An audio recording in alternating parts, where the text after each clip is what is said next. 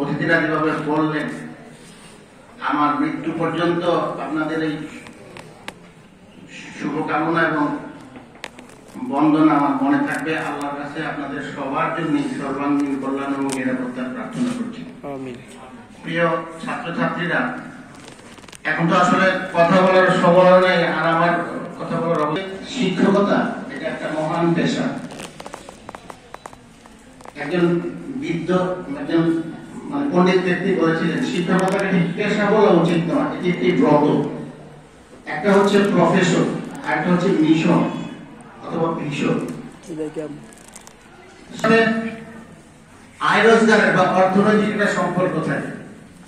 মানে একদম ট্রু সেন্সে একজন শিক্ষকের পেশাটা এই সাধারণ স্বাভাবিক পেশার চেয়ে একটু উপরে। আমার আপাকে আমি দেখেছি যে ছাত্রদেরকে এসএসসি পরীক্ষায় সেন্টার করে দিয়ে উনি মসজিদে চলে যেতেন, সেখানে গিয়ে তাদের জন্য দোয়া করতেন, তারা যেন পাস করে। তো এই যে বিষয়টা, আসলে শিক্ষকতা এটা আমার জীবনের না, একজন প্রকৃত শিক্ষকের ব্রত হওয়া উচিত।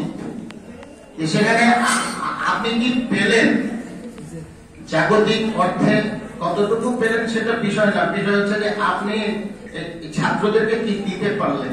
আমাদের নবীজি হচ্ছেন সবচেয়ে বড় এবং আদর্শ শিক্ষক ছিলেন। তাহলে নবীজির পেশা ছিল শিক্ষকতা। এটা যদি আপনি মাথায় রাখেন, আমরা যারা শিক্ষকতা করি আমরা নবীজির সমগোত্রীয়, কথাটা আপনি যদি মনে রাখেন তাহলে ভালো লাগবে। আরেকটা কথা হচ্ছে, আল্লাহ তাআলা কোরআন শরীফের ভিতরে যে প্রথম সূরাটা নাযিল করেছিলেন, সেখানে প্রথম শব্দটা হলো ইকরা, মানে পড়ো। ইকরা বিসমি রাব্বিকাল্লাযী খালাকাল, তোমার প্রভুর নামে পড়ো যিনি তোমাকে সৃষ্টি করেছেন। তারপরে বলেছেন কলমের মাধ্যমে শিক্ষা দান, আল্লামা বিল কালাম। এই যে পড়ার কথা এবং লেখার কথা, আমাদের কোরআন শরীফের প্রথম সূরার প্রথম 5টি আয়াত, যেটা আল্লাহ রাসূলের উপরে প্রথম নাযিল হয়েছিল, এটা মাথায় রাখা দরকার যে কেন আল্লাহ তাআলা কোরআন শরীফের প্রথম কথাটা পড়ো বলেছিলেন। তা আমরা তো পড়ছি এবং পড়াচ্ছি, এটা সবচেয়ে শ্রেষ্ঠ এবং সেরা একটা কাজ হওয়া উচিত। অথচ জাগতিক জানা পাওনার বিষয়টা যদি বাধা দেন, আপনি যদি আত্মতৃপ্তির কথা চিন্তা করেন, তাহলে আপনার কাছে ভালো লাগে যে আমি পড়ছি এবং পড়াচ্ছি। আমি এটাকে মনে করতাম। আর শিক্ষকতা এমন একটি কাজ যেটি একজন মানুষ জীবদ্দশায়, এর বাইরে মৃত্যুর পরেও এই শিক্ষকতাটা তার জন্য উপকার হয়। যখন আরেকজনকে শেখায়, এটা একটা ধারাবাহিক একটা প্রক্রিয়া চলতেই থাকে।